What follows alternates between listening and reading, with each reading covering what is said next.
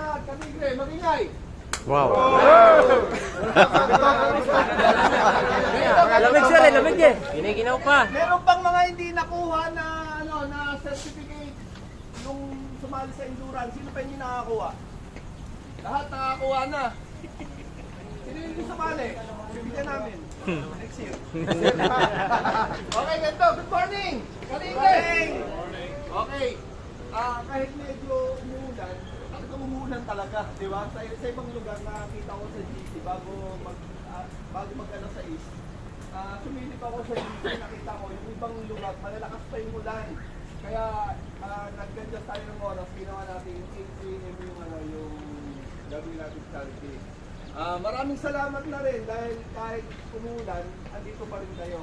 Salud sa mga nandito, kahit umuulan. Siyempre, pasalamatan din natin yung mga hindi nakapunta, pero alam ko, nagpadala na lang para ihatid doon sa pagbibigyan natin ng tulong kay Pops Mike ng Taguig. Sa mga hindi nakakilala, si Pops Mike, yung team leader ng Taguig. Napaka-active, laging kasama sa mga national ride, sa mga event ng RGP. Lagi siyang kasama. Sumasali rin sa mga endurance.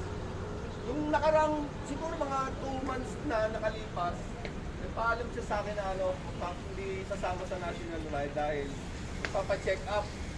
Sabi niya, tumas daw yung cholesterol niya. Pero nauwi pala sa stroke. Nauwi sa stroke. Kaya naman, syempre, ang gamot kasi niya, gamot hindi basta-basta yung gamot eh. Ito, alam mo, si Pops Mike, medyo may kaya naman, kaya lang, siguro, dahil talagang puro gastos na siguro, nauubusan na, humingi na ng tulong. Danas yan, mahirap talaga yung nagkasakit. Kahit ako, yung asawa ko, yung leukemia, yung di pa namamatay. Side talaga, lahat ng gamit, ref, electric fan, TV, DVD, pati nga yung CD, sama sa benta eh.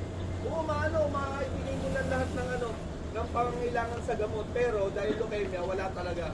Uubusin talaga yung parang yun, walang pinagkaiba sa diabetes na malala. Hindi talagang uubusin yung uubusin yung pera mo, insulin, uubusin yung pera mo. Ganun yung nangyari. Ay, kay Pops Mike naman, stroke, alam ko kalati ng katawan,